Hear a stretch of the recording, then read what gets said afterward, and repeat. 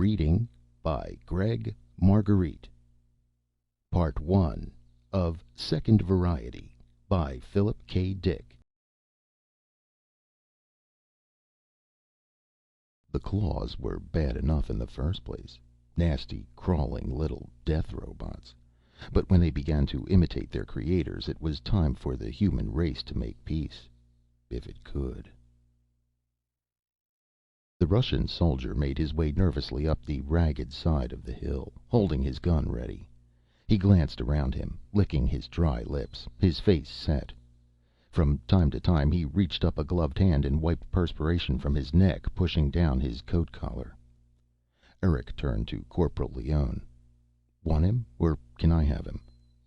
He adjusted the view sight so the Russian's features squarely filled the glass, the lines cutting across his hard, somber features. Leone considered. The Russian was close, moving rapidly, almost running. "Don't fire. Wait." Leone tensed. "I don't think we're needed." The Russian increased his pace, kicking ash and piles of debris out of his way. He reached the top of the hill and stopped, panting, staring around him. The sky was overcast, drifting clouds of gray particles. Bare trunks of trees jutted up occasionally. The ground was level and bare, rubble-strewn, with ruins of buildings standing out here and there like yellowing skulls. The Russian was uneasy. He knew something was wrong. He started down the hill. Now he was only a few paces from the bunker. Eric was getting fidgety. He played with his pistol, glancing at Leone. "Don't worry," Leone said. "He won't get here. They'll take care of him." "Are you sure? He's got damn far." "They hang around close to the bunker. He's getting into the bad part. Get set." The Russian began to hurry, sliding down the hill, his boots sinking into the heaps of gray ash, trying to keep his gun up. He stopped for a moment, lifting his field glasses to his face. "He's looking right at us," Eric said. The Russian came on. They could see his eyes, like two blue stones. His mouth was open a little. He needed a shave. His chin was stubbled. On one bony cheek was a square of tape showing blue at the edges. A fungoid spot. His coat was muddy and torn. One glove was missing. As he ran, his belt counter bounced up and down against him. Leone touched Eric's arm. "Here one comes." Across the ground something small and metallic came, flashing in the dull sunlight of midday. A metal sphere, it raced up the hill after the Russian, its treads flying. It was small, one of the baby ones. Its claws were out, two razor projections spinning in a blur of white steel. The Russian heard it.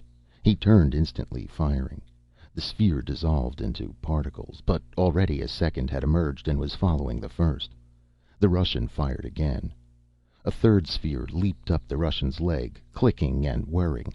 It jumped to his shoulder. The spinning blades disappeared into the Russian's throat.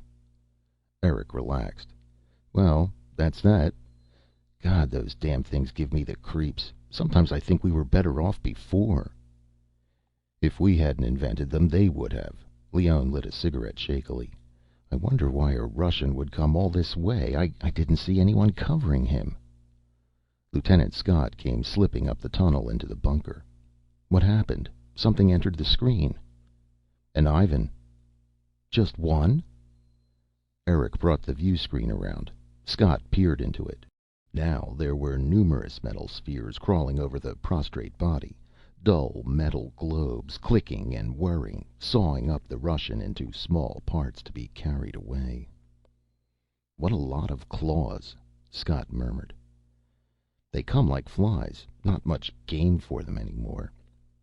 Scott pushed the sight away, disgusted. "Like flies. I wonder why he was out there. They know we have claws all around." A larger robot had joined the smaller spheres. It was directing operations, a long, blunt tube with projecting eyepieces. There was not much left of the soldier. What remained was being brought down the hillside by the host of claws. "Sir," Leone said, "if it's all right, I'd like to go out there and take a look at him." "Why?" "Maybe he came with something." Scott considered. He shrugged. "All right, but be careful." I have my tab. Leone patted the metal band at his wrist. I'll be out of bounds. He picked up his rifle and stepped carefully up the mouth of the bunker, making his way between blocks of concrete and steel prongs, twisted and bent. The air was cold at the top. He crossed over the ground toward the remains of the soldier, striding across the soft ash. A wind blew around him, swirling gray particles up in his face. He squinted and pushed on. The claws retreated as he came close, some of them stiffening into immobility. He touched his tab. The Ivan would have given something for that. Short, hard radiation emitted from the tab neutralized the claws, put them out of commission. Even the big robot, with its two waving eye stalks, retreated respectfully as he approached. He bent down over the remains of the soldier. The gloved hand was closed tightly. There was something in it. Leone pried the fingers apart. A sealed container, aluminum, still shiny. He put it in his pocket and made his way back to the bunker. Behind him, the claws came back to life, moving into operation again. The procession resumed, metal spheres moving through the gray ash with their loads. He could hear their treads scrabbling against the ground. He shuddered. Scott watched intently as he brought the shiny tube out of his pocket. He had that? In his hand. Leone unscrewed the top. Maybe you should look at it, sir. Scott took it. He emptied the contents out in the palm of his hand. A small piece of silk paper, carefully folded. He sat down by the light and unfolded it. What's it say, sir? Eric said. Several officers came up the tunnel. Major Hendricks appeared. Major, Scott said, look at this. Hendricks read the slip. This just come? A single runner, just now. Where is he? Hendricks asked sharply. The claws got him. Major Hendricks grunted. Here. He passed it to his companions. I think this is what we've been waiting for. They certainly took their time about it. So they want to talk terms, Scott said. Are we going along with them? That's not for us to decide, Hendricks sat down. Where's the communications officer? I want the moon base. Leone pondered as the communications officer raised the outside antenna cautiously, scanning the sky above the bunker for any sign of watching Russian ships. Sir, Scott said to Hendricks, it's sure strange they suddenly came around. We've been using the claws for almost a year. Now, all of a sudden, they start to fold. Maybe claws have been getting down in their bunkers. One of the big ones, the kind with stalks, got into an Ivan bunker last week, Eric said. It got a whole platoon of them before they got their lids shut. How do you know? A buddy told me. The thing came back with remains. Moonbase, sir, the communications officer said. On the screen, the face of the lunar monitor appeared. His crisp uniform contrasted to the uniforms in the bunker, and he was clean-shaven. Moonbase. This is Forward Command L. Whistle, on Terra. Let me have General Thompson. The monitor faded. Presently, General Thompson's heavy features came into focus. What is it, Major? Our claws got a single Russian runner with a message. We don't know whether to act on it. There have been tricks like this in the past. What's the message?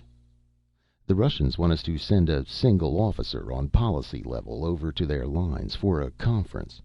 They don't state the nature of the conference. They say that matters of... He consulted the slip. Matters of grave urgency make it advisable that discussion be opened between a representative of the UN forces and themselves. He held the message up to the screen for the general to scan. Thompson's eyes moved. What should we do? Hendricks said. Send a man out. You don't think it's a trap? It might be, but the location they give for their forward command is correct. It's worth a try at any rate. I'll send an officer out and report the results to you as soon as he returns. All right, Major. Thompson broke the connection. The screen died. Up above, the antenna came slowly down. Hendricks rolled up the paper, deep in thought. I'll go, Leone said. They want somebody at policy level. Hendricks rubbed his jaw. Policy level? I haven't been outside in months. Maybe I could use a little air. Don't you think it's risky?" Hendricks lifted the view sight and gazed into it. The remains of the Russian were gone. Only a single claw was in sight. It was folding itself back, disappearing into the ash like a crab, like some hideous metal crab. "That's the only thing that bothers me." Hendricks rubbed his wrist. "I know I'm safe as long as I have this on me, but there's something about them. I hate the damn things. I wish we'd never invented them. There's something wrong with them. Relentless little—" "If we hadn't invented them, the Ivans would have." Hendricks pushed the sight back. "Anyhow, it seems to be winning the war. I guess that's good." "Sounds like you're getting the same jitters as the Ivans." Hendricks examined his wristwatch. "I guess I better get started if I want to be there before dark." He took a deep breath and then stepped out onto the gray, rubbled ground. After a minute, he lit a cigarette and stood gazing around him. The landscape was dead. Nothing stirred. He could see for miles, endless ash and slag, ruins of buildings, a few trees without leaves or branches, only the trunks. Above him, the eternal rolling clouds of gray drifting between Terra and the sun. Major Hendricks went on. Off to the right, something scuttled, something round and metallic. A claw going lickety-split after something. Probably after a small animal, a rat. They got rats, too, as sort of a sideline. He came to the top of the little hill and lifted his field glasses. The Russian lines were a few miles ahead of him. They had a forward command post there. The runner had come from it. A squat robot with undulating arms passed by him, its arms weaving inquiringly. The robot went on its way, disappearing under some debris. Hendricks watched it go. He had never seen that type before. There were getting to be more and more types he had never seen, new varieties and sizes coming up from the underground factories. Hendricks put out his cigarette and hurried on.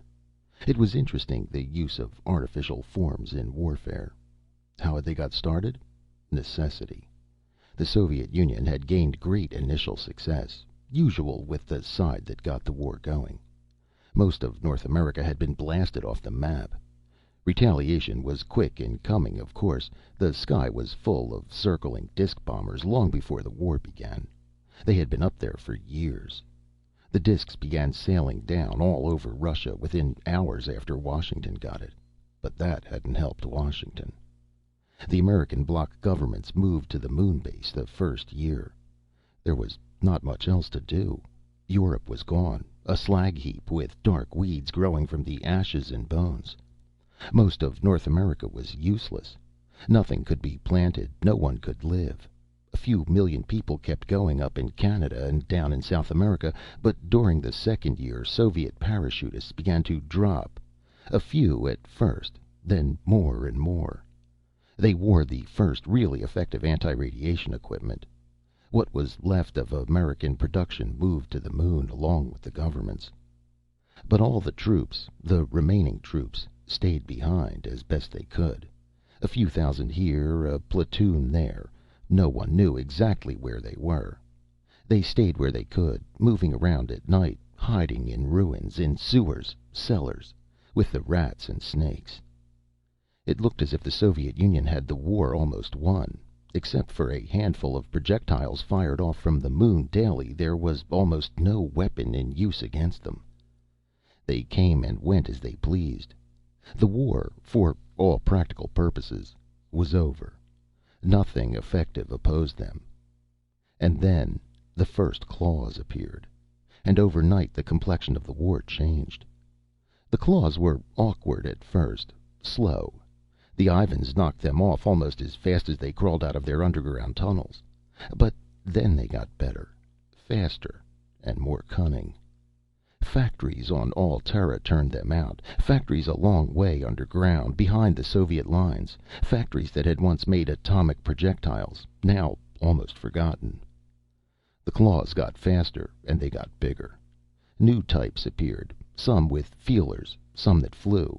There were a few jumping kinds. The best technicians on the moon were working on designs, making them more and more intricate, more flexible. They became uncanny. The Ivans were having a lot of trouble with them. Some of the little claws were learning to hide themselves, burrowing down into the ash, lying in wait. And then they started getting into the Russian bunkers, slipping down when the lids were raised for air and a look around. One claw inside a bunker, a churning sphere of blades and metal. That was enough. And when one got in, others followed. With a weapon like that, the war could not go on much longer. Maybe it was already over. Maybe he was going to hear the news. Maybe the Politburo had decided to throw in the sponge. Too bad it had taken so long. 6 years. A long time for a war like that, the way they had waged it. The automatic retaliation discs spinning down all over Russia, hundreds of thousands of them. Bacteria crystals. The Soviet-guided missiles whistling through the air. The chain bombs. And now this. The robots. The claws. The claws weren't like other weapons. They were alive, from any practical standpoint, whether the governments wanted to admit it or not. They were not machines. They were living things, spinning, creeping, shaking themselves up suddenly from the gray ash and darting toward a man, climbing up him, rushing for his throat. And that was what they had been designed to do. Their job. They did their job well, especially lately, with the new designs coming up. Now they repaired themselves. They were on their own. Radiation tabs protected the UN troops, but if a man lost his tab, he was fair game for the claws, no matter what his uniform. Down below the surface, automatic machinery stamped them out. Human beings stayed a long way off. It was too risky. Nobody wanted to be around them. They were left to themselves, and they seemed to be doing all right. The new designs were faster, more complex, more efficient. Apparently they had won the war. Major Hendricks lit a second cigarette. The landscape depressed him. Nothing but ash and ruins. He seemed to be alone, the only living thing in the whole world. To the right of the ruins of a town rose up a few walls and heaps of debris. He tossed the dead match away, increasing his pace. Suddenly he stopped, jerking up his gun, his body tense. For a minute it looked like... From behind the shell of a ruined building a figure came, walking slowly toward him, walking hesitantly. Hendricks blinked. "Stop." The boy stopped. Hendricks lowered his gun. The boy stood silently, looking at him. He was small, not very old, perhaps 8, but it was hard to tell. Most of the kids who remained were stunted. He wore a faded blue sweater, ragged with dirt, and short pants. His hair was long and matted, brown hair. It hung over his face and around his ears. He held something in his arms. "What's that you have?" Hendricks said sharply. The boy held it out. It was a toy, a bear, a teddy bear. The boy's eyes were large, but without expression. Hendricks relaxed. "I don't want it. Keep it." The boy hugged the bear again. "Where do you live?" Hendricks said. "In there." "The ruins?"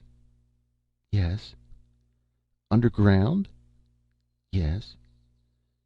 "How many are there?" How many?" "How many of you? How big's your settlement?"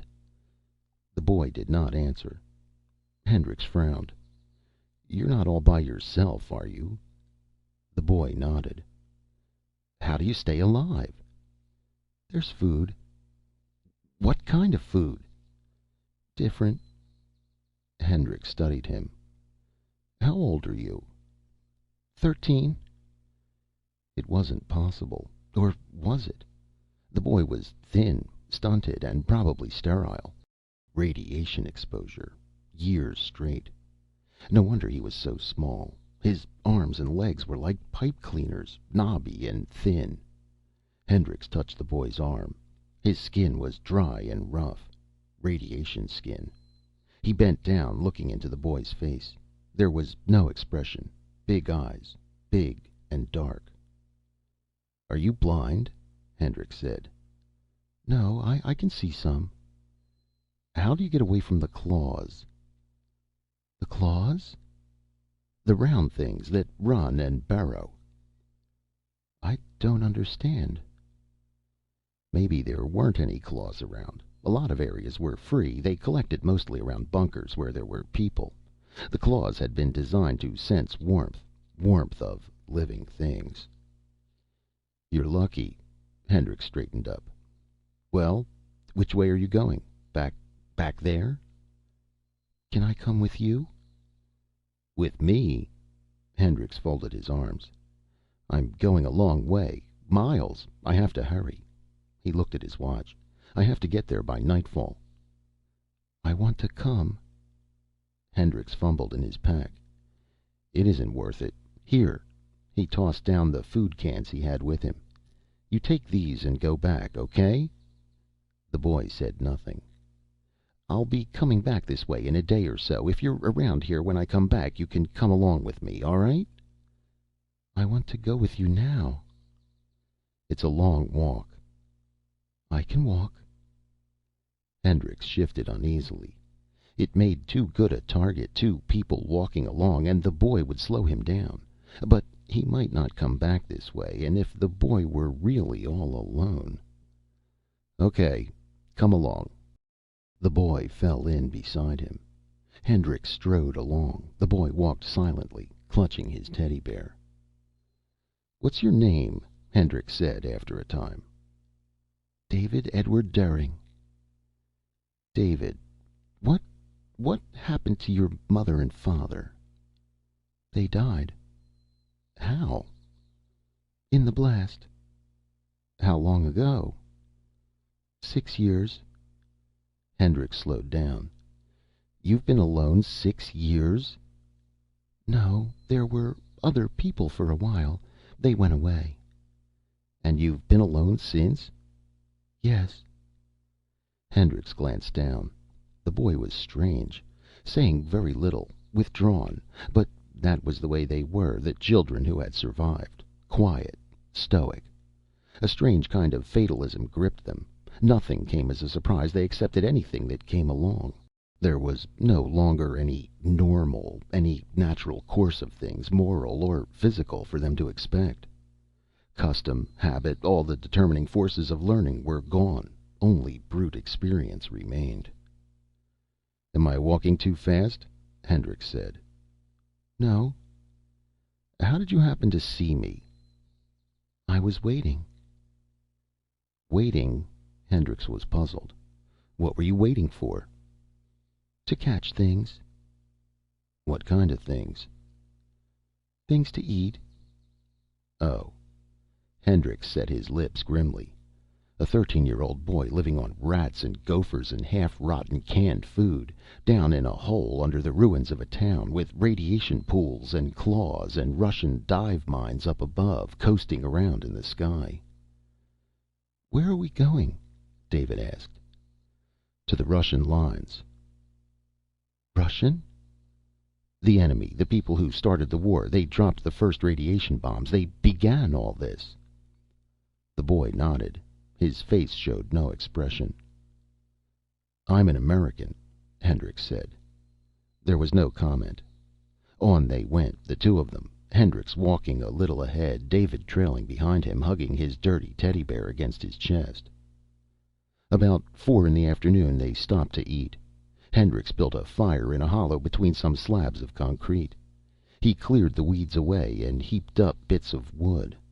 The Russians' lines were not very far ahead. Around him was what had once been a long valley, acres of fruit trees and grapes. Nothing remained now but a few bleak stumps and the mountains that stretched across the horizon at the far end, and the clouds of rolling ash that blew and drifted with the wind, settling over the weeds and remains of buildings, walls here and there, once in a while what had been a road. Hendricks made coffee and heated up some boiled mutton and bread. Here. He handed bread and mutton to David. David squatted by the edge of the fire, his knees knobby and white. He examined the food and then passed it back, shaking his head. No. No? Don't you want any? No. Hendricks shrugged. Maybe the boy was a mutant, used to special food. It didn't matter. When he was hungry, he would find something to eat. The boy was strange, but there were many strange changes coming over the world. Life was not the same anymore. It would never be the same again. The human race was going to have to realize that. "Suit yourself," Hendricks said. He ate the bread and mutton by himself, washing it down with coffee. He ate slowly, finding the food hard to digest. When he was done, he got to his feet and stamped the fire out. David rose slowly, watching him with his young, old eyes. "We're going," Hendricks said. "All right." Hendricks walked along, his gun in his arms. They were close. He was tense, ready for anything. The Russians should be expecting a runner, and answer to their own runner. But they were tricky. There was always the possibility of a slip-up. He scanned the landscape around him. Nothing but slag and ash, a few hills, charred trees, concrete walls. But someplace ahead was the first bunker of the Russian lines, the forward command. Underground, buried deep, with only a periscope showing, a few gun muzzles, maybe an antenna. "Will we be there soon?" David asked. "Yes. Getting tired?" "No." "Why, then?" David did not answer. He plodded carefully along behind, picking his way over the ash. His legs and shoes were gray with dust. His pinched face was streaked, lines of gray ash in rivulets down the pale white of his skin. There was no color to his face, typical of the new children, growing up in cellars and sewers and underground shelters. Hendricks slowed down. He lifted his field glasses and studied the ground ahead of him. Were they there, someplace, waiting for him? Watching him, the way his men had watched the Russian runner? A chill went up his back. Maybe they were getting their guns ready, preparing to fire, the way his men had prepared, made ready to kill. Hendricks stopped, wiping perspiration from his face. Damn. It made him uneasy. But he should be expected. The situation was different. He strode over the ash, holding his gun tightly with both hands. Behind him came David. Hendricks peered around, tight-lipped. Any second it might happen. A burst of white light, a blast carefully aimed from inside a deep concrete bunker. He raised his arm and waved it around in a circle. Nothing moved. To the right, a long ridge ran, topped with dead tree trunks. A few wild vines had grown up around the trees, remains of arbors, and the eternal dark weeds. Hendricks studied the ridge. Was anything up there? Perfect place for a lookout. He approached the ridge warily, David coming silently behind. If it were his command, he'd have a sentry up there watching for troops trying to infiltrate into the command area. Of course, if it were his command, there would be the claws around the area for full protection. He stopped, feet apart, hands on his hips. "Are we there?" David said. "Almost." "Why have we stopped?" "I don't want to take any chances." Hendricks advanced slowly. Now the ridge lay directly beside him, along his right, overlooking him. His uneasy feeling increased. If an Ivan were up there, he wouldn't have a chance. He waved his arm again. They should be expecting someone in the UN uniform in response to the note capsule, unless the whole thing was a trap. "Keep up with me." He turned toward David. "Don't drop behind." "With you?" "Up beside me. We're close. We can't take any chances. Come on." "I'll be all right." David remained behind him in the rear, a few paces away, still clutching his teddy bear. "Have it your way." Hendricks raised his glasses again, suddenly tense. For a moment, had something moved? He scanned the ridge carefully. Everything was silent, dead. No life up there, only tree trunks and ash, maybe a few rats. The big black rats that had survived the claws. Mutants. Built their own shelters out of saliva and ash. Some kind of plaster. Adaptation. He started forward again. A tall figure came out on the ridge above him, cloak flapping, gray-green. A Russian. Behind him a second soldier appeared. Another Russian. Both lifted their guns, aiming. Hendricks froze. He opened his mouth. The soldiers were kneeling, sighting down the side of the slope. A third figure had joined them on the ridgetop, a smaller figure in gray-green. A woman. She stood behind the other two. Hendricks found his voice. "Stop!" He waved up at them frantically. "I'm—" The two Russians fired. Behind Hendricks there was a faint pop. Waves of heat lapped against him, throwing him to the ground. Ash tore at his face, grinding into his eyes and nose. Choking, he pulled himself to his knees. It was all a trap. He was finished. He had come to be killed, like a steer. The soldiers and the woman were coming down the side of the ridge toward him, sliding down through the soft ash. Hendricks was numb. His head throbbed. Awkwardly, he got his rifle up and took aim. It weighed 1,000 tons. He could hardly hold it. His nose and cheeks stung. The air was full of the blast smell, a bitter, acrid stench. "Don't fire," the first Russian said in heavily accented English. The three of them came up to him, surrounding him. "Put down your rifle, Yank," the other said. Hendricks was dazed. Everything had happened so fast. He had been caught, and they had blasted the boy. He turned his head. David was gone. What remained of him was strewn across the ground. The three Russians studied him curiously.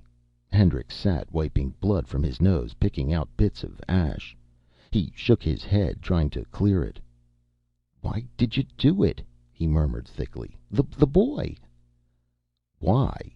One of the soldiers helped him roughly to his feet. He turned Hendricks around. "Look." Hendricks closed his eyes. "Look." The two Russians pulled him forward. "See? Hurry up. There isn't much time to spare, Yank." Hendricks looked and gasped. "See now? Now do you understand?" From the remains of David a metal wheel rolled. Relays, glinting metal, parts, wiring. One of the Russians kicked at the heap of remains. Parts popped out, rolling away, wheels and springs and rods. A plastic section fell in, half charred. Hendricks bent shakily down. The front of the head had come off. He could make out the intricate brain, wires and relays, tiny tubes and switches, thousands of minute studs. "A robot," the soldier holding his arm said. "We watched it tagging you." "Tagging me?" "That's their way. They tag along with you into the bunker. That's how they get in." Hendricks blinked, dazed. "But—" "Come on." They led him toward the ridge. "We can't stay here. It isn't safe. There must be hundreds of them all around here." The three of them pulled him up the side of the ridge, sliding and slipping on the ash. The woman reached the top and stood waiting for them. "The forward command," Hendricks muttered. I came to negotiate with the Soviet—" "There is no more forward command. They got it. We'll explain." They reached the top of the ridge. "We're all that's left. The three of us. The rest were down in the bunker." "This way. Down this way." The woman unscrewed a lid, a gray manhole cover set in the ground. "Get in." Hendricks lowered himself. The two soldiers and the woman came behind him, following him down the ladder. The woman closed the lid after them, bolting it tightly into place. "Good thing we saw you," one of the two soldiers grunted. "It had tagged you about as far as it was going to." "Give me one of your cigarettes," the woman said. "I haven't had an American cigarette for weeks." Hendricks pushed the pack to her. She took a cigarette and passed the pack to the two soldiers. In the corner of the small room a lamp gleamed fitfully. The room was low-ceilinged, cramped. The four of them sat around a small wooden table. A few dirty dishes were stacked to one side. Behind a ragged curtain a second room was partly visible. Hendricks saw the corner of a cot, some blankets, clothes hung on a hook. "We were here," the soldier beside him said. He took off his helmet, pushing his blond hair back. "I'm Corporal Rudy Maxer, Polish. Impressed in the Soviet Army 2 years ago." He held out his hand. Hendricks hesitated and then shook. "Major Joseph Hendricks." "Klaus Epstein." The other soldier shook with him. A small, dark man with thinning hair. Epstein plucked nervously at his ear. Austrian. Impressed God knows when. I don't remember. The three of us were here, Rudi and I, with Tasso. He indicated the woman. That's how we escaped. All the rest were down in the bunker. And they got it? Epstein lit a cigarette. First just one of them. The kind that tagged you. Then it let others in. Hendricks became alert. The kind? Are there more than one kind? The little boy, David holding his teddy bear, that's variety 3, the most effective. What are the other types? Epstein reached into his coat. Here. He tossed a packet of photographs onto the table, tied with a string. Look for yourself. Hendricks untied the string. You see, Rudi Maxer said, that was why we wanted to talk terms. The Russians, I mean. We found out about a week ago. Found out that your claws were beginning to make up new designs on their own. New types of their own. Better types. Down in your underground factories behind our lines. You let them stamp themselves, repair themselves, made them more and more intricate. It's your fault this happened. Hendricks examined the photos. They had been snapped hurriedly. They were blurred and indistinct. The first few showed David. David walking along a road by himself. David and another David. 3 Davids, all exactly alike, each with a ragged teddy bear. All pathetic. Look at the others, Tasso said. The next pictures, taken at a great distance, showed a towering wounded soldier sitting by the side of a path, his arm in a sling, the stump of one leg extended, a crude crutch on his lap. Then 2 wounded soldiers, both the same, standing side by side. That's variety 1, the wounded soldier. Klaus reached out and took the pictures. You see, the claws were designed to get to human beings, to find them. Each kind was better than the last. They got farther, closer, past most of our defenses, into our lines. But as long as they were merely machines, metal spheres with claws and horns, feelers, they could be picked off like any other object. They could be detected as lethal robots as soon as they were seen, once we caught sight of them. Variety 1 subverted our whole north wing, Rudi said. It was a long time before anyone caught on. Then it was too late. They came in, wounded soldiers knocking and begging to be let in. So we let them in. And as soon as they were in, they took over. We were watching out for machines. At that time, it was thought that there was only one type, Klaus Epstein said. No one suspected there were other types. The pictures were flashed to us. When the runner was sent to you, we knew of just one type, variety 1, the big wounded soldier. We thought that was all. Your line fell to variety 3, David and his bear. That worked even better. Klaus smiled bitterly. Soldiers are suckers for children. We brought them in and tried to feed them. We found out the hard way what they were after. At least, those who were in the bunker. The 3 of us were lucky, Rudi said. Klaus and I were visiting Tasso when it happened. This is her place. He waved a big hand around. This little cellar. We finished and climbed the ladder to start back. From the ridge we saw. There they were, all around the bunker. Fighting was still going on. David and his bear. Hundreds of them. Klaus took the pictures. Klaus tied up the photographs again. And it's going on all along your line? Hendricks said. Yes. How about our lines? Without thinking, he touched the tab on his arm. Can they? They're not bothered by your radiation tabs. It makes no difference to them. Russian, American, Pole, German, it's all the same. They're doing what they were designed to do, carrying out the original idea. They track down life wherever they find it. They go by warmth, Klaus said. That was the way you constructed them from the very start. Of course, those you designed were kept back by the radiation tabs you wear. Now they've gotten around that. These new varieties are lead-lined. What's the other variety? Hendricks asked. The David type, the wounded soldier. What's the other? We don't know. Klaus pointed up at the wall. On the wall were 2 metal plates, ragged at the edges. Hendricks got up and studied them. They were bent and dented. "The one on the left came off a wounded soldier," Rudi said. "We got one of them. It was going along toward our old bunker. We got it from the ridge the same way we got the David tagging you." The plate was stamped 1V. Hendricks touched the other plate. "And this came from the David type?" "Yes." The plate was stamped 3V.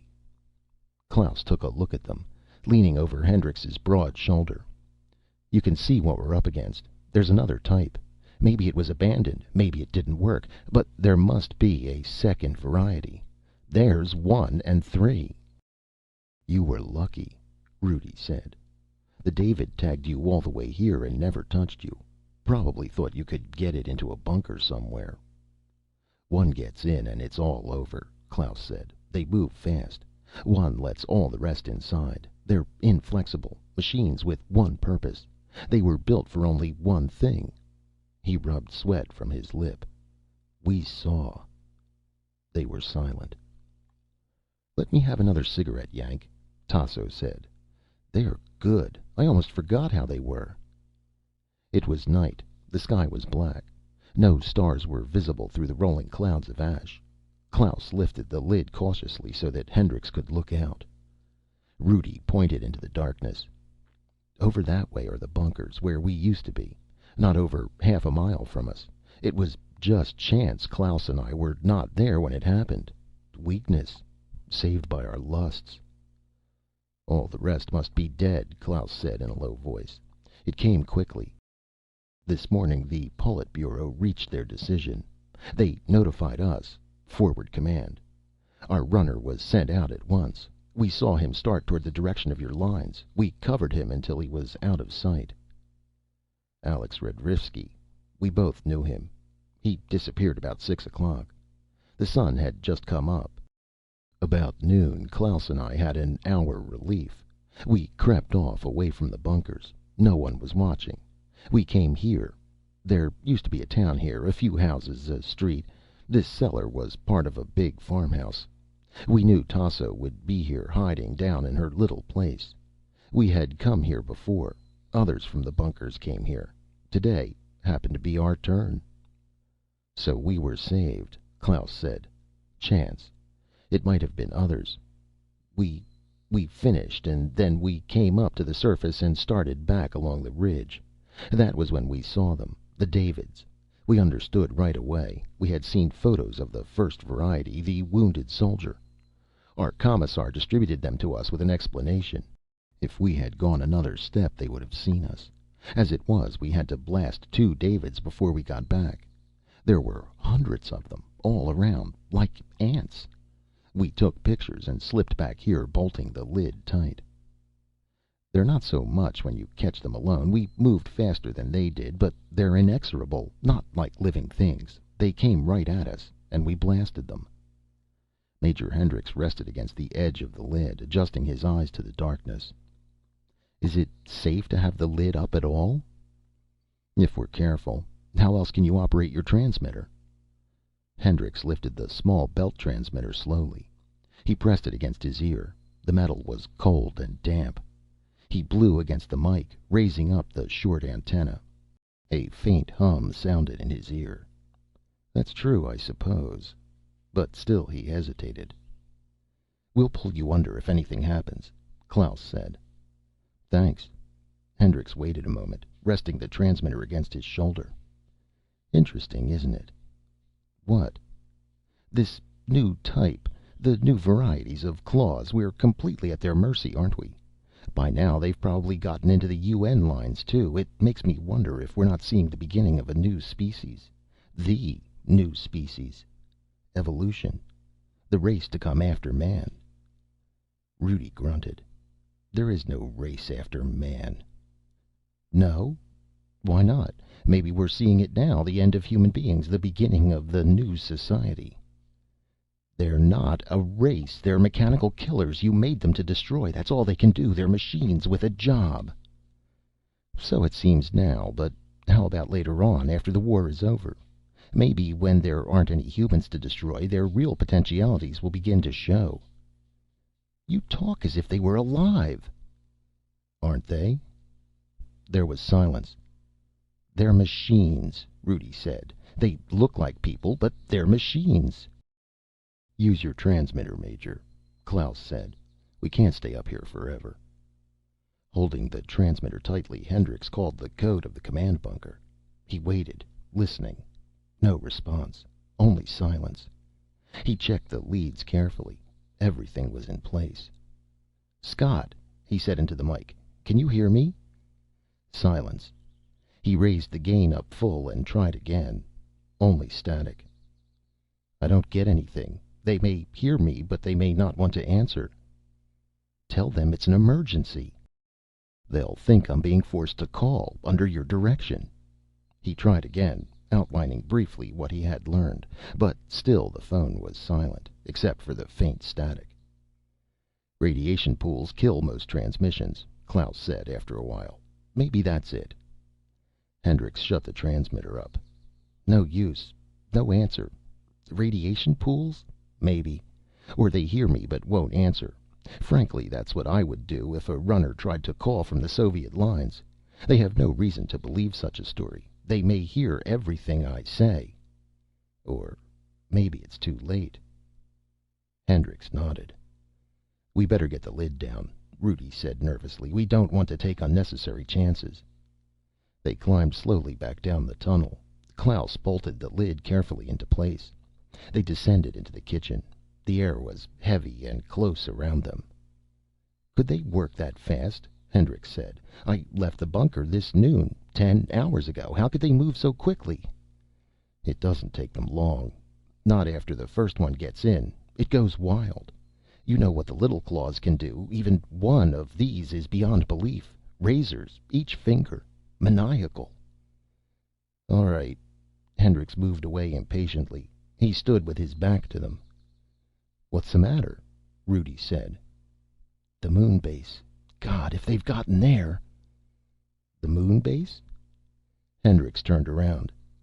"They couldn't have got to the moon base. How would they get there? It is impossible. I can't believe it." "What is this moon base? We've heard rumors, but nothing definite. What is the actual situation? You seem concerned."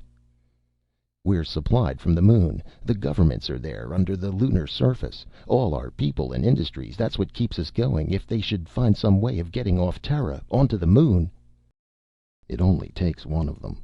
Once the first one gets in, it admits the others. Hundreds of them, all alike. You should have seen them. Identical, like ants."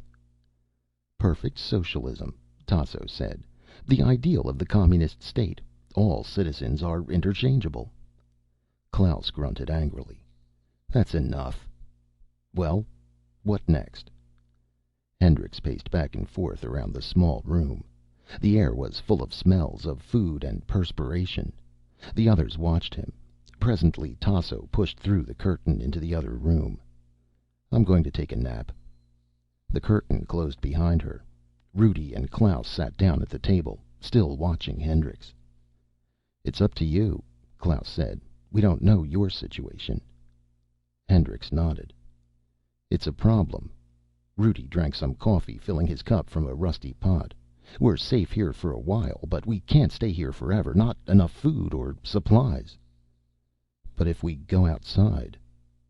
"If we go outside, they'll get us. Or probably they'll get us. We couldn't go very far. How far is your command bunker, Major?" 3 or 4 miles. "We might make it. The four of us. 4 of us could watch all sides. They couldn't slip up behind us and start tagging us. We have 3 rifles. 3 blast rifles. Tasso can have my pistol." Rudi tapped his belt. "In the Soviet Army, we didn't have shoes always, but we had guns. With all 4 of us armed, one of us might get to your command bunker. Preferably you, Major." "What if they're already there?" Klaus said. Rudi shrugged. "Well, then we come back here." Hendricks stopped pacing. "What do you think the chances are they're already in the American lines?" "Hard to say. Fairly good. They're organized. They know exactly what they're doing. Once they start, they go like a horde of locusts. They have to keep moving, and fast. It's secrecy and speed they depend on. Surprise. They push their way in before anyone has any idea." "I see," Hendricks murmured. From the other room, Tasso stirred. "Major?" Hendricks pushed the curtain back. "What?" Tasso looked up at him lazily from the cot. "Have you got any more American cigarettes left?" Hendricks went into the room and sat down across from her on a wood stool. He felt his pockets. "No, all gone." "Too bad."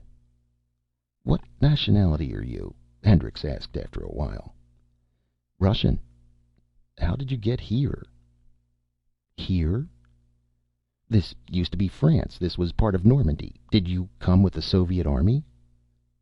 "Why?" "Just curious." He studied her. She had taken off her coat, tossing it over the end of the cot. She was young, about 20, slim. Her long hair stretched out over the pillow. She was staring at him silently, her eyes dark and large. "What's on your mind?" Tasso said. "Nothing. How old are you?" 18. She continued to watch him, unblinking, her arms behind her head. She had on Russian army pants and shirt, gray-green, thick leather belt with counter and cartridges, medicine kit. "You're in the Soviet Army?" "No." "Where did you get the uniform?" She shrugged. "It was given to me," she told him. How old were you when you came here?" 16. "That's young." Her eyes narrowed. "What do you mean?" Hendricks rubbed his jaw. "Your life would have been a lot different if there had been no war. 16. You came here at 16 to live this way?" "I had to survive." "I'm not moralizing." "Your life would have been different, too," Tasso murmured. She reached down and unfastened one of her boots. She kicked the boot off onto the floor. "Major, do you want to go in the other room? I'm sleepy." "It's going to be a problem, the four of us here. It's going to be hard to live in these quarters. Are there just the 2 rooms?" "Yes." "How big was the cellar originally? Was it larger than this? Are there other rooms filled up with debris? We might be able to open up one of them." "Perhaps. I really don't know." Tasso loosened her belt. She made herself comfortable on the cot, unbuttoning her shirt. "You're sure you have no more cigarettes?" "I had only the 1 pack." "Too bad. Maybe if we get back to your bunker we can find some." The other boot fell. Tasso reached up for the light cord. "Good night." "You're going to sleep?" "That's right." The room plunged into darkness. Hendricks got up and made his way past the curtain into the kitchen, and stopped rigid. Rudi stood against the wall. His face was white and gleaming. His mouth opened and closed, but no sounds came. Klaus stood in front of him, the muzzle of his pistol in Rudi's stomach. Neither of them moved. Klaus, his hand tight around his gun, his features set. Rudi, pale and silent, spread-eagled against the wall. "What?" Hendricks murmured, but Klaus cut him off. "Be quiet, Major. Come over here. Your gun. Get it out." Hendricks drew his pistol. "What is it?" "Cover him." Klaus motioned him forward. "Beside me. Hurry up." Rudi moved a little, lowering his arms. He turned to Hendricks, licking his lips. The whites of his eyes shone wildly. Sweat dripped from his forehead down his cheeks. He fixed his gaze on Hendricks. "Major, he's gone insane. Stop him." Rudi's voice was thin and hoarse, almost inaudible. "What's going on?" Hendricks demanded. Without lowering his pistol, Klaus answered. "Major, remember our discussion? The 3 varieties. We knew about 1 and 3, but we didn't know about 2. At least, we didn't know before." Klaus's fingers tightened around the gun butt. "We didn't know before, but we know now." He pressed the trigger. A burst of white heat rolled out of the gun, licking around Rudi. "Major, this is the 2nd variety." End of Part 1 of 2nd Variety by Philip K. Dick.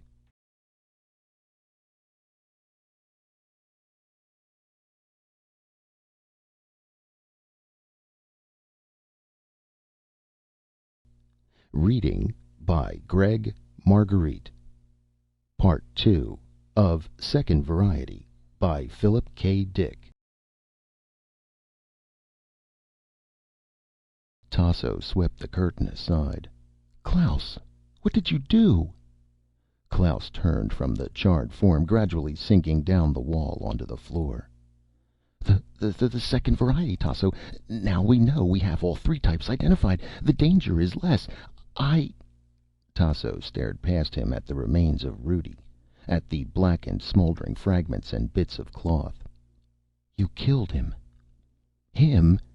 It, you mean. I was watching. I had a feeling, but I wasn't sure. At least, I wasn't sure before. But this evening I was certain." Klaus rubbed his pistol butt nervously. "We're lucky, don't you understand? Another hour and it might—" "You were certain?" Tasso pushed past him and bent down over the steaming remains on the floor. Her face became hard. "Major, see for yourself. Bones. Flesh." Hendricks bent down beside her. The remains were human remains. Seared flesh, charred bone fragments, part of a skull, ligaments, viscera, blood. Blood forming a pool against the wall. "No wheels," Tasso said calmly. She straightened up. "No wheels, no parts, no relays. Not a claw. Not the second variety." She folded her arms. "You're going to have to be able to explain this." Klaus sat down at the table. All the color drained suddenly from his face. He put his head in his hands and rocked back and forth. "Snap out of it." Tasso's fingers closed over his shoulder. "Why did you do it? Why did you kill him?" "He was frightened," Hendricks said. "All this, the whole thing, building up around us." "Maybe." "What then? What do you think?" "I think he may have had a reason for killing Rudy. A good reason." "What reason?" "Maybe Rudy learned something." Hendricks studied her bleak face. "About what?" he asked. "About him. About Klaus." Klaus looked up quickly. "You can see what she's trying to say. She thinks I'm the second variety. Don't you see, Major? Now she wants you to believe I killed him on purpose. That I'm—" "Why did you kill him, then?" Tasso said. "I told you." Klaus shook his head wearily. "I thought he was a claw. I thought I knew." "Why?" "I had been watching him. I was suspicious."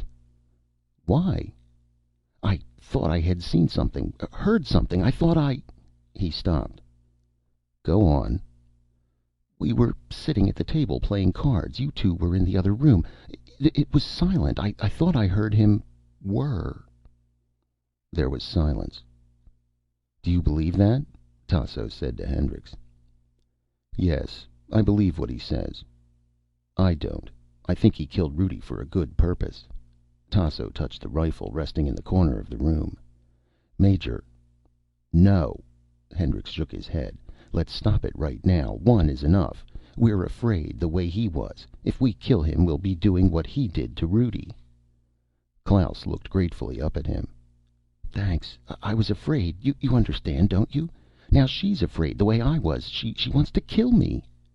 "No more killing." Hendricks moved toward the end of the ladder. "I'm going above and try the transmitter once more. If I can't get them, we're moving back toward my lines tomorrow morning." Klaus rose quickly. "I'll come up with you and give you a hand." The night air was cold. The earth was cooling off. Klaus took a deep breath, filling his lungs. He and Hendricks stepped onto the ground out of the tunnel. Klaus planted his feet wide apart, the rifle up, watching and listening. Hendricks crouched by the tunnel mouth, tuning the small transmitter. "Any luck?" Klaus asked presently. "Not yet." "Keep trying. Tell them what happened." Hendricks kept trying, without success. Finally he lowered the antenna. "It's useless. They can't hear me, or they hear me and won't answer, or they don't exist."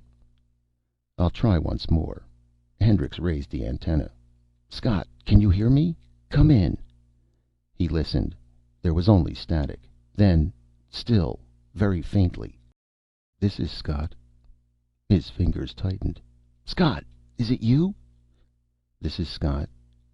Klaus squatted down. "Is it your command?" "Scott, Listen, do you understand? About them, the claws. Did you get my message? Did you hear me?" Yes, faintly, almost inaudible.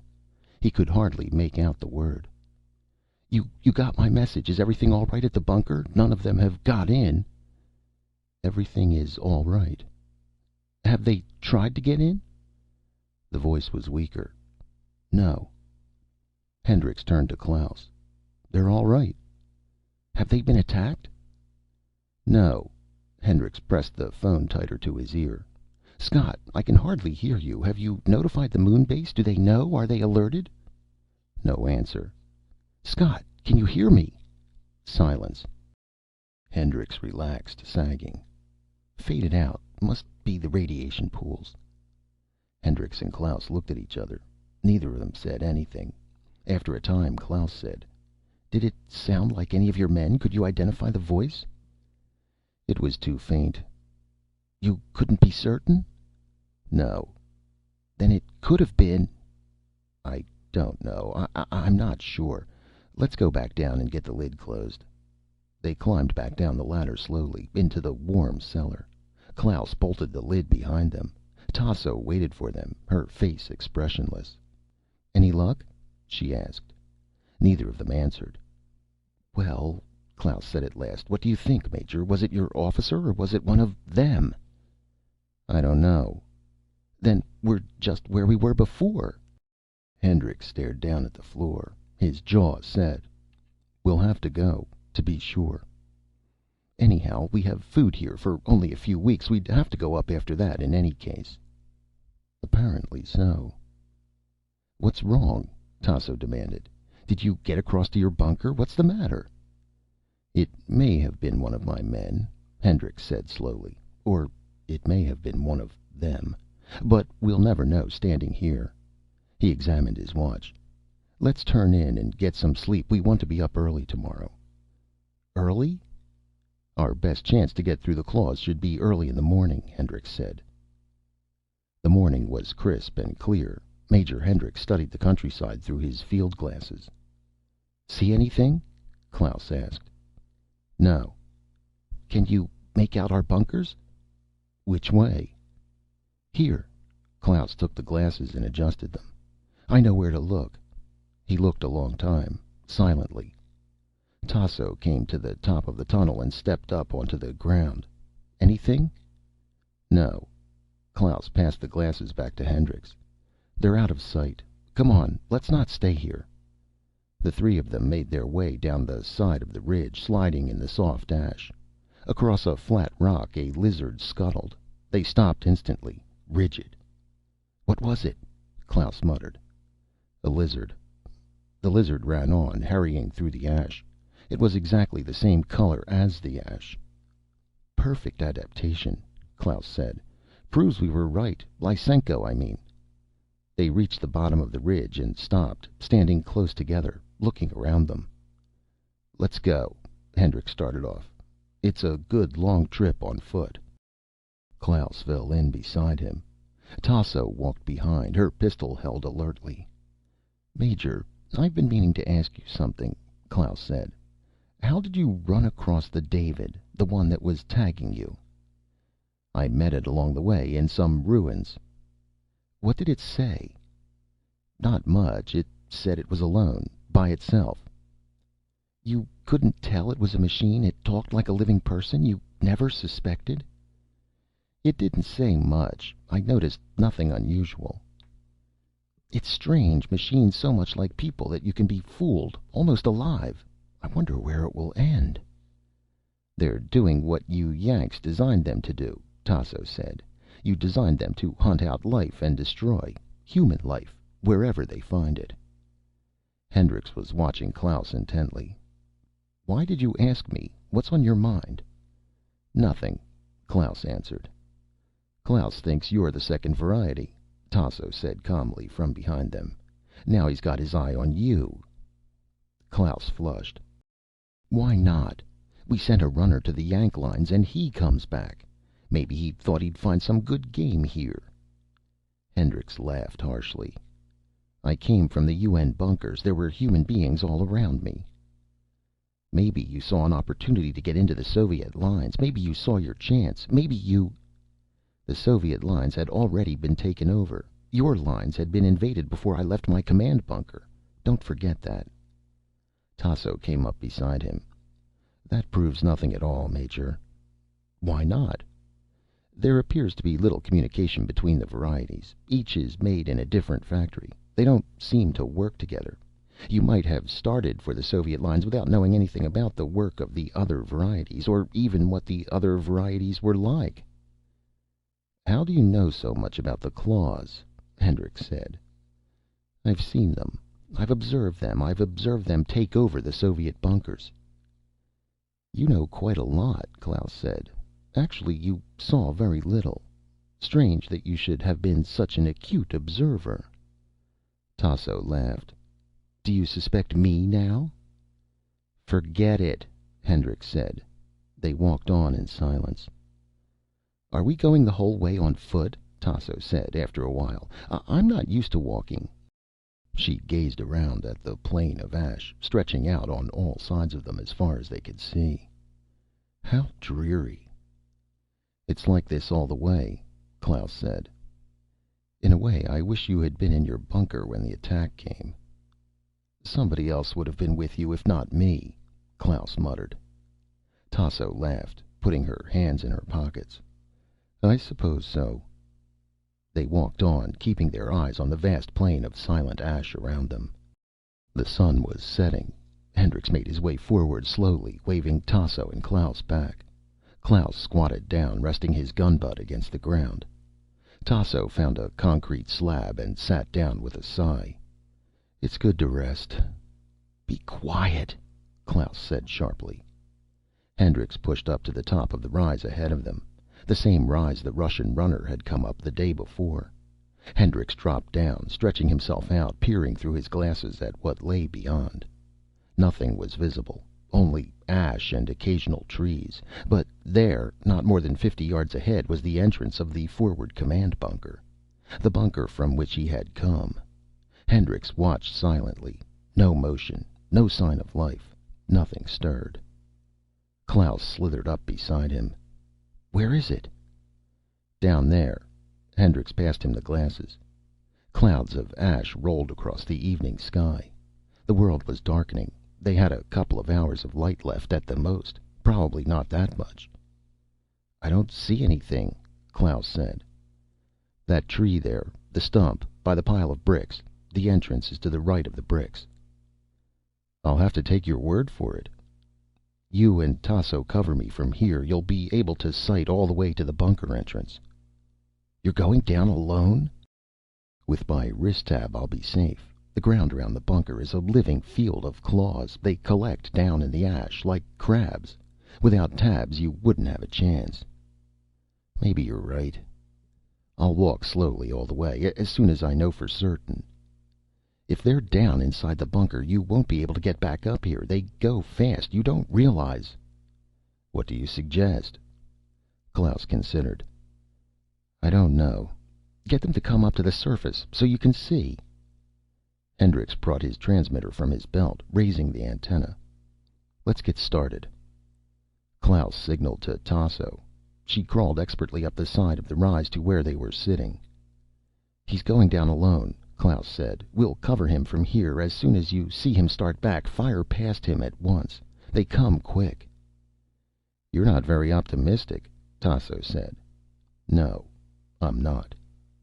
Hendricks opened the breech of his gun, checking it carefully. "Maybe things are all right." "You didn't see them. Hundreds of them, all the same, pouring out like ants." "I should be able to find out without going down all the way." Hendricks locked his gun, gripping it in one hand, the transmitter in the other. "Well, wish me luck." Klaus put out his hand. "Don't go down until you're sure. Talk to them from up here. Make them show themselves." Hendricks stood up. He stepped down the side of the rise. A moment later he was walking slowly toward the pile of bricks and debris beside the dead tree stump, toward the entrance of the forward command bunker. Nothing stirred. He raised the transmitter, clicking it on. "Scott, can you hear me?" Silence. "Scott, This is Hendricks. Can you hear me? I'm standing outside the bunker. You should be able to see me in the view sight. He listened. The transmitter gripped tightly. No sound. Only static. He walked forward. A claw burrowed out of the ash and raced toward him. It halted a few feet away and then slunk off. A second claw appeared, one of the big ones with feelers. It moved toward him, studied him intently, and then fell in behind him, dogging respectfully after him a few paces away.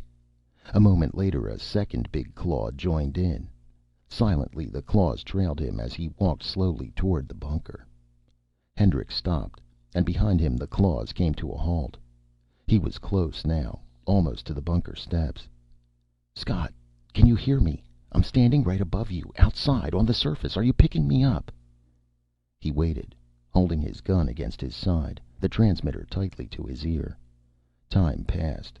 He strained to hear, but there was only silence. Silence and faint static. Then, distantly, metallically, "This is Scott." The voice was neutral, cold. He could not identify it, but the earphone was minute. "Scott, listen. I'm standing right above you. I'm on the surface, looking down into the bunker entrance." "Yes." "Can you see me?" "Yes." "Through the view sight? You have the sight trained on me?" "Yes." Hendricks pondered. A circle of claws waited quietly around him, gray metal bodies on all sides of him. "Is everything all right in the bunker? Nothing unusual has happened?" "Everything is all right." "Will you come up to the surface? I want to see you for a moment." Hendricks took a deep breath. "Come up here with me. I want to talk to you." "Come down." "I'm giving you an order." Silence. "Are you coming?" Hendricks listened. There was no response. "I order you to come to the surface." "Come down." Hendricks set his jaw. "Let me talk to Leone." There was a long pause. He listened to the static. Then a voice came, hard, thin, metallic, the same as the other. "This is Leone." "Hendricks, I'm on the surface, at the bunker entrance. I want one of you to come up here." "Come down." "Why come down? I'm giving you an order." Silence. Hendricks lowered the transmitter. He looked carefully around him. The entrance was just ahead, almost at his feet. He lowered the antenna and fastened the transmitter to his belt. Carefully he gripped his gun with both hands. He moved forward, a step at a time. If they could see him, they knew he was starting toward the entrance. He closed his eyes a moment. Then he put his foot on the first step that led downward. Two Davids came up at him, their faces identical and expressionless. He blasted them into particles. More came rushing silently up, a whole pack of them, all exactly the same. Hendricks turned and raced back, away from the bunker, back toward the rise. At the top of the rise, Tasso and Klaus were firing down. The small claws were already streaking up toward them, shining metal spheres, going fast, racing frantically through the ash. But he had no time to think about that. He knelt down, aiming at the bunker entrance, gun against his cheek. The Davids were coming out in groups, clutching their teddy bears, their thin, knobby legs pumping as they ran up the steps to the surface. Hendricks fired into the main body of them. They burst apart, wheels and springs flying in all directions. He fired again through the mist of particles. A giant, lumbering figure rose up in the bunker entrance, tall and swaying. Hendricks paused, amazed. A man, a soldier, with one leg, supporting himself with a crutch. "Major!" Tasso's voice came. More firing. The huge figure moved forward, Davids swarming around it. Hendricks broke out of his freeze. The first variety, the wounded soldier. He aimed and fired. The soldier burst into bits, parts and relays flying. Now many Davids were out on the flat ground, away from the bunker. He fired again and again, moving slowly back, half crouching and aiming. From the rise, Klaus fired down. The side of the rise was alive with claws making their way up. Hendricks retreated toward the rise, running and crouching. Tasso had left Klaus and was circling slowly to the right, moving away from the rise.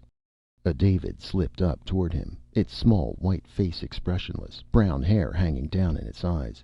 It bent over suddenly, opening its arms. Its teddy bear hurtled down and leaped across the ground, bounding toward him.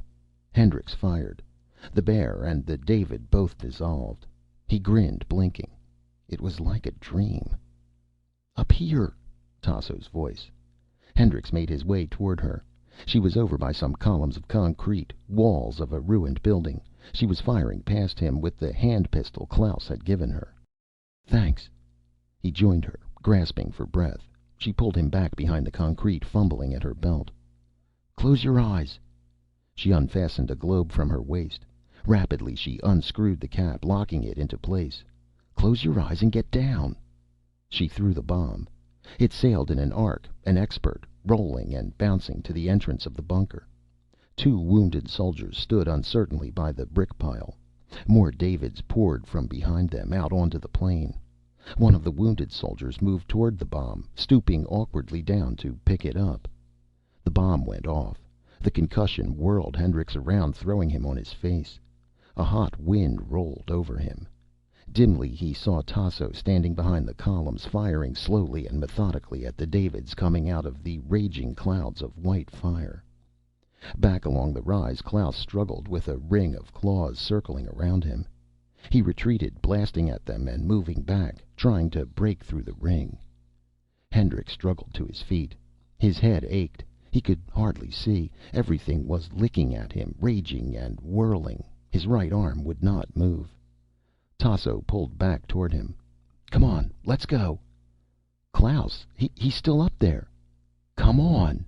Tasso dragged Hendricks back, away from the columns. Hendricks shook his head, trying to clear it.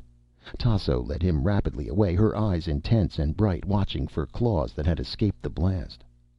One David came out of the rolling clouds of flame. Tasso blasted it. No more appeared. "But Klaus, what about him?" Hendricks stopped, standing unsteadily. "Come on." They retreated, moving farther and farther away from the bunker. A few small claws followed them for a while, and then gave up, turning back and going off. At last Tasso stopped. "We can stop here and get our breaths." Hendricks sat down on some heaps of debris. He wiped his neck, gasping. "We left Klaus back there." Tasso said nothing. She opened her gun, sliding a fresh round of blast cartridges into place. Hendricks stared at her, dazed. "You left him back there on purpose."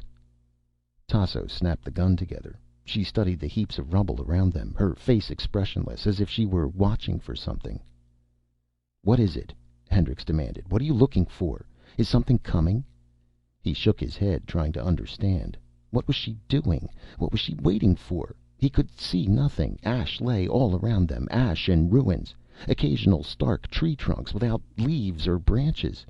"What?" Tasso cut him off. "Be still." Her eyes narrowed. Suddenly her gun came up. Hendricks turned, following her gaze. Back the way they had come, a figure appeared. The figure walked unsteadily toward them. Its clothes were torn. It limped as it made its way along, going very slowly and carefully, stopping now and then, resting and getting its strength. Once it almost fell. It stood for a moment, trying to steady itself. Then it came on. Klaus. Hendricks stood up. "Klaus." He started toward him. "How the hell did you—" Tasso fired. Hendricks swung back. She fired again, the blast passing him, a searing line of heat. The beam caught Klaus in the chest. He exploded, gears and wheels flying. For a moment he continued to walk, then he swayed back and forth. He crashed to the ground, his arms flung out. A few more wheels rolled away. Silence. Tasso turned to Hendricks. "Now you understand why he killed Rudi." Hendricks sat down again slowly. He shook his head. He was numb. He could not think. "Do you see?" Tasso said. "Do you understand?"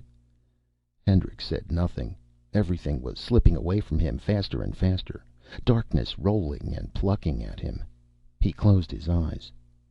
Hendricks opened his eyes slowly. His body ached all over. He tried to sit up, but needles of pain shot through his arm and shoulder. He gasped. "Don't try to get up," Tasso said. She bent down, putting her cold hand against his forehead. It was night. A few stars glinted above, shining through the drifting clouds of ash. Hendricks lay back, his teeth locked.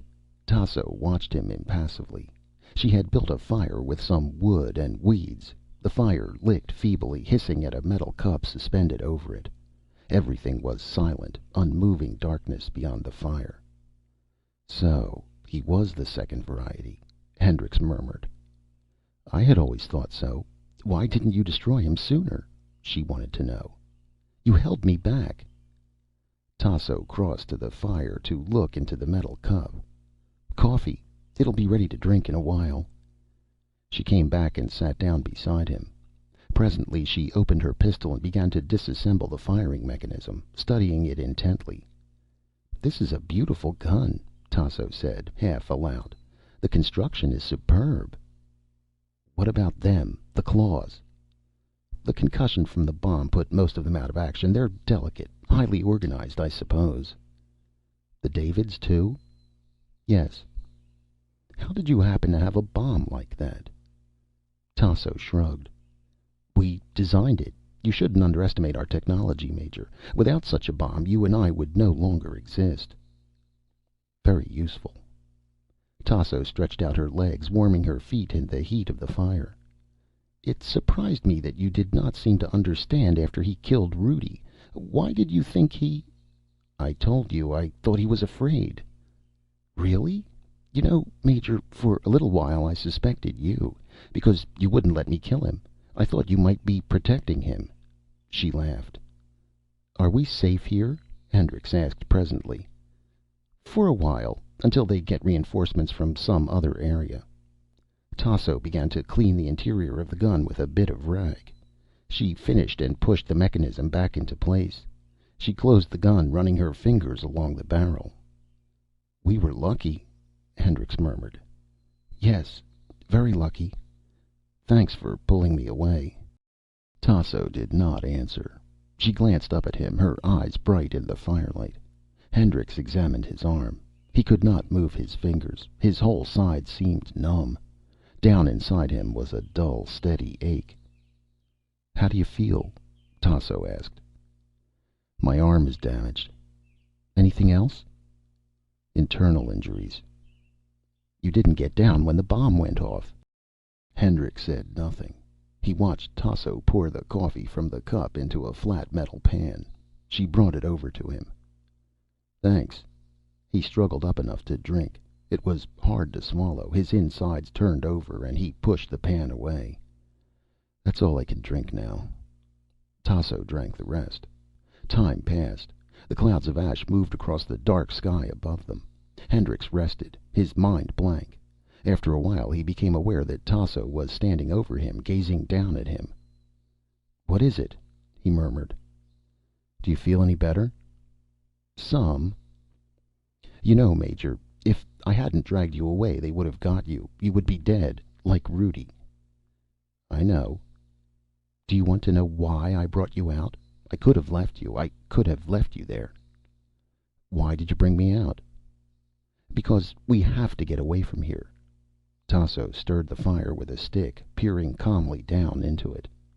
No human being can live here. When their reinforcements come, we won't have a chance. I've pondered about it while you were unconscious. We have perhaps 3 hours before they come.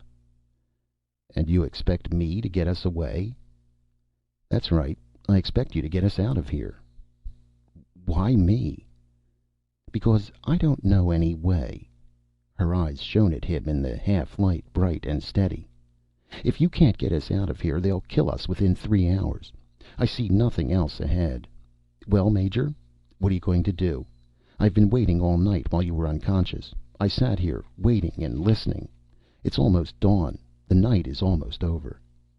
Hendricks considered. It's curious, he said at last. Curious? That you should think I can get us out of here. I wonder what you think I can do. Can you get us to the moon base? The moon base? How? There must be some way. Hendricks shook his head. No, there's no way that I know of. Tasso said nothing. For a moment her steady gaze wavered. She ducked her head, turning abruptly away. She scrambled to her feet. More coffee? No. Suit yourself. Tasso drank silently. He could not see her face. He lay back against the ground, deep in thought, trying to concentrate. It was hard to think. His head still hurt, and the numbing daze still hung over him. "There might be one way," he said suddenly. "Oh? How soon is dawn?" "2 hours. The sun will be coming up shortly." "There's supposed to be a ship near here. I've never seen it, but I know it exists." "What kind of a ship?" Her voice was sharp. "A rocket cruiser." "Will it take us off? To the moon base?" "It's supposed to, in case of emergency." He rubbed his forehead. "What's wrong?" "My head. It's hard to think. I can hardly concentrate. The bomb." "Is the ship near here?" Tasso slid over beside him, settling down on her haunches. "How far is it? Where is it?" "I'm trying to think." Her fingers dug into his arm. "Nearby?" Her voice was like iron. "Where would it be? Would they store it underground? Hidden underground?" "Yes, in a storage locker." "How do we find it? Is it marked? Is there a code marker to identify it?" Hendricks concentrated. "No. No markings. No code symbol." "What then?" "A sign." "What sort of a sign?" Hendricks did not answer. In the flickering light his eyes were glazed, two sightless orbs. Tasso's fingers dug into his arm. "What sort of a sign? What is it?" I can't think. Let me rest." "All right." She let go and stood up. Hendricks lay back against the ground, his eyes closed. Tasso walked away from him, her hands in her pockets. She kicked a rock out of her way and stood staring up at the sky. The night blackness was already beginning to fade into gray. Morning was coming. Tasso gripped her pistol and walked around the fire in a circle, back and forth. On the ground Major Hendricks lay, his eyes closed, unmoving. The grayness rose in the sky, higher and higher. The landscape became visible, fields of ash stretching out in all directions. Ash and ruins of buildings, a wall here and there, heaps of concrete, the naked trunk of a tree. The air was cold and sharp. Somewhere a long way off a bird made a few bleak sounds. Hendricks stirred. He opened his eyes. "Is it dawn already?" "Yes." Hendricks sat up a little. "You wanted to know something. You were asking me." "Do you remember now?" "Yes." "What is it?" She tensed. "What?" She repeated sharply. "A well. A ruined well. It's in a storage locker under a well." "A well?" Tasso relaxed. "Then we'll find a well." She looked at her watch. "We have about an hour, Major. Do you think we can find it in an hour?" "Give me a hand up," Hendricks said. Tasso put her pistol away and helped him to his feet. "This is going to be difficult." "Yes, it is." Hendricks set his lips tightly. "I don't think we're going to go very far." They began to walk. The early sun cast a little warmth down on them. The land was flat and barren, stretching out gray and lifeless as far as they could see. A few birds sailed silently far above them, circling slowly. "See anything?" Hendricks said. "Any claws?" "No, not yet." They passed through some ruins. Upright concrete and bricks. A cement foundation. Rats scuttled away. Tasso jumped back warily. "This used to be a town," Hendricks said. "A village, provincial village. This was all grape country once, where we are now." They came onto a ruined street, weeds and cracks crisscrossing it. Over to the right a stone chimney stuck up. "Be careful," he warned her. A pit yawned, an open basement. Ragged ends of pipes jutted up, twisted and bent. They passed part of a house, a bathtub turned on its side, a broken chair, a few spoons and bits of china dishes. In the center of the street the ground had sunk away. The depression was filled with weeds and debris and bones. "Over here," Hendricks murmured. "This way?" "To the right." They passed the remains of a heavy-duty tank. Hendrix's belt counter clicked ominously. The tank had been radiation blasted. A few feet from the tank a mummified body lay sprawled out, mouth open. Beyond, the road was flat field. Stones and weeds and bits of broken glass. "There," Hendricks said. A stone well jutted up, sagging and broken. A few boards lay across it. Most of the well had sunk into rubble. Hendricks walked unsteadily toward it, Tasso beside him. "Are you certain about this?" Tasso said. "This doesn't look like anything." "I'm sure." Hendricks sat down at the edge of the well, his teeth locked. His breath came quickly.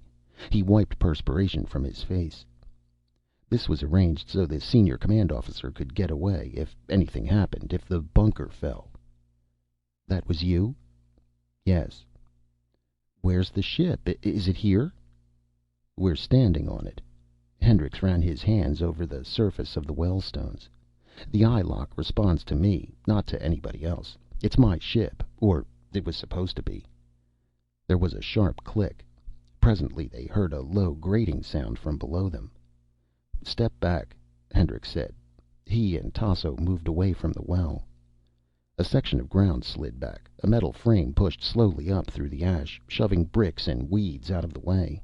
The action ceased as the ship nosed into view. "There it is," Hendricks said. The ship was small. It rested quietly, suspended in its mesh frame like a blunt needle.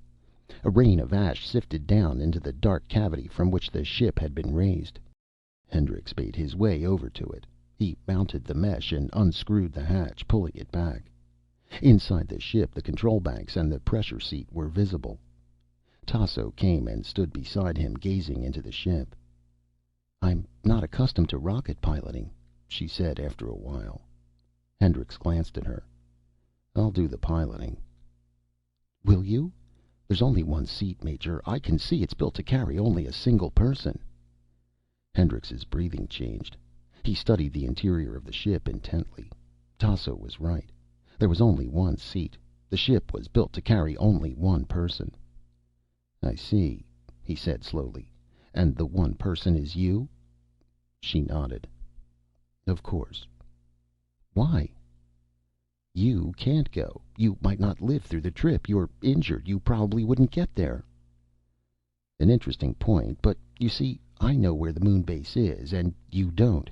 You might fly around for months and not find it. It's well hidden, without knowing what to look for." "I'll have to take my chances. Maybe I won't find it, not by myself, but I think you'll give me all the information I need. Your life depends on it." "How?" "If I find the moon base in time, perhaps I can get them to send a ship back to pick you up. If I find the base in time. If not, then you haven't a chance. I imagine there are supplies on the ship. They will last me long enough?" Hendricks moved quickly, but his injured arm betrayed him. Tasso ducked, sliding lithely aside. Her hand came up lightning fast. Hendricks saw the gun butt coming. He tried to ward off the blow, but she was too fast. The metal butt struck against the side of his head, just above his ear. Numbing pain rushed through him, pain and rolling clouds of blackness. He sank down, sliding to the ground. Dimly he was aware that Tasso was standing over him, kicking him with her toe. "Major, wake up!" He opened his eyes, groaning. "Listen to me." She bent down, the gun pointed at his face. "I have to hurry. There isn't much time left. The ship is ready to go, but you must tell me the information I need before I leave." Hendricks shook his head, trying to clear it.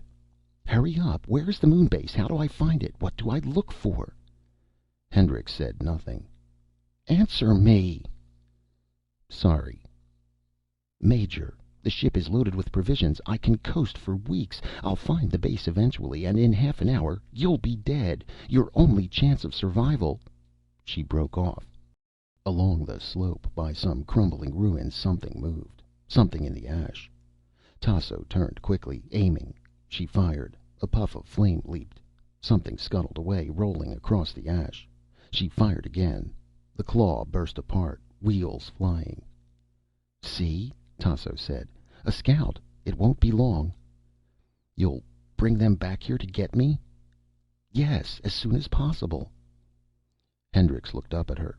He studied her intently. "You're telling the truth?" A strange expression had come over his face, an avid hunger. "You will come back for me? You'll get me to the moon base?" "I'll get you to the moon base, but tell me where it is. There's only a little time left." "All right." Hendricks picked up a piece of rock, pulling himself to a sitting position. "Watch." Hendricks began to scratch in the ash. Tasso stood by him, watching the motion of the rock. Hendricks was sketching a crude lunar map. "This is the Apennine Range. Here's the crater of Archimedes. The moon base is beyond the end of the Apennine. About 200 miles. I don't know exactly where. No one on Terra knows. But when you're over the Apennine, signal with one red flare and a green flare, followed by two red flares in quick succession. The base monitor will record your signal. The base is under the surface, of course. They'll guide you down with magnetic grapples." "And the controls? Can I operate them?" "The controls are virtually automatic. All you have to do is give the right signal at the right time." "I will." The seat absorbs most of the takeoff shock. Air and temperature are automatically controlled. The ship will leave Terra and pass out into free space. It'll line itself up with the moon, falling into an orbit around it about 100 miles above the surface. The orbit will carry you over the base. When you're in the region of the Apennine, release the signal rockets." Tasso slid into the ship and lowered herself into the pressure seat. The arm locks folded automatically around her. She fingered the controls. "Too bad you're not going, Major. All this put here for you, and you can't make the trip." "Leave me the pistol." Tasso pulled the pistol from her belt. She held it in her hand, weighing it thoughtfully. "Don't go too far from this location. It'll be hard to find you as it is." "No, I'll stay here by the well."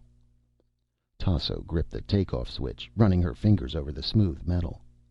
"A beautiful ship, Major. Well built. I admire your workmanship. You people have always done good work. You build fine things. Your work, your creations, are your greatest achievement." "Give me the pistol," Hendricks said impatiently, holding out his hand. He struggled to his feet. "Goodbye, Major." Tasso tossed the pistol past Hendricks. The pistol clattered against the ground, bouncing and rolling away. Hendricks hurried after it. He bent down, snatching it up. The hatch of the ship clanged shut. The bolts fell into place. Hendricks made his way back. The inner door was being sealed. He raised the pistol unsteadily. There was a shattering roar. The ship burst up from its metal cage, fusing the mesh behind it. Hendricks cringed, pulling back. The ship shot up into the rolling clouds of ash, disappearing into the sky. Hendricks stood watching a long time, until even the streamer had dissipated. Nothing stirred. The morning air was chill and silent. He began to walk aimlessly back the way they had come. Better to keep moving around. It would be a long time before help came, if it came at all. He searched his pockets until he found a package of cigarettes. He lit one grimly. They had all wanted cigarettes from him, but cigarettes were scarce. A lizard slithered by him through the ash. He halted, rigid. The lizard disappeared. Above, the sun rose higher in the sky. Some flies landed on a flat rock to one side of him. Hendricks kicked at them with his foot. It was getting hot. Sweat trickled down his face into his collar. His mouth was dry. Presently he stopped walking and sat down on some debris. He unfastened his medicine kit and swallowed a few narcotic capsules. He looked around him. Where was he? Something lay ahead, stretched out on the ground, silent and unmoving. Hendricks drew his gun quickly. It looked like a man. Then he remembered. It was the remains of Klaus, the second variety, where Tasso had blasted him. He could see wheels and relays and metal parts strewn around on the ash, glittering and sparkling in the sunlight. Hendricks got to his feet and walked over. He nudged the inert form with his foot, turning it over a little. He could see the metal hull, the aluminum ribs and struts. More wiring fell out, like viscera, heaps of wiring, switches and relays, endless motors and rods. He bent down. The brain cage had been smashed by the fall. The artificial brain was visible. He gazed at it. A maze of circuits, miniature tubes, wires as fine as hair. He touched the brain cage. It swung aside. The type plate was visible. Hendricks studied the plate and blanched. 4. For a long time he stared at the plate.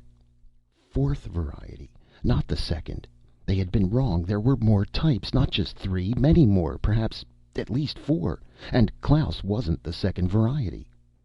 But if Klaus wasn't the second variety... Suddenly he tensed. Something was coming, walking through the ash beyond the hill. What was it? He strained to see. Figures. Figures coming slowly along, making their way through the ash. Coming toward him. Hendricks crouched quickly, raising his gun. Sweat dripped down into his eyes. He fought down the rising panic as the figures neared. The first was David. The David saw him and increased its pace. The others hurried behind him. A second David, a third. Three Davids, all alike, coming toward him silently, without expression, their thin legs rising and falling, clutching their teddy bears. He aimed and fired. The first two Davids dissolved into particles. The third came on, and the figure behind it, climbing silently toward him across the gray ash. A wounded soldier, towering over the David. And behind the wounded soldier came two Tassos, walking side by side. Heavy belt, Russian army pants, shirt, long hair. The familiar figure as he had seen her only a little while before, sitting in the pressure seat of the ship. Two slim, silent figures, both identical. They were very near. The David bent down suddenly, dropping its teddy bear. The bear raced across the ground. Automatically, Hendrix's fingers tightened around the trigger. The bear was gone, dissolved into mist. The two Tasso types moved on, expressionless, walking side by side through the gray ash. When they were almost to him, Hendricks raised the pistol waist high and fired. The two Tassos dissolved, but already a new group was starting up the rise. 5 or 6 Tassos, all identical, a line of them coming rapidly toward him. And he had given her the ship and the signal code. Because of him, she was on her way to the moon base. He had made it possible. He had been right about the bomb after all. It had been designed with knowledge of the other types, the David type and the wounded soldier type and the Klaus type. Not designed by human beings. It had been designed by one of the underground factories, apart from all human contact. The line of Tassos came up to him. Hendricks braced himself, watching them calmly. The familiar face, the belt, the heavy shirt, the bomb carefully in place. The bomb. As the Tassos reached for him, a last ironic thought drifted through Hendrix's mind. He felt a little better thinking about it. The bomb made by the second variety to destroy the other varieties. Made for that end alone. They were already beginning to design weapons to use against each other. End of Part 2 of Second Variety. End of Second Variety by Philip K. Dick.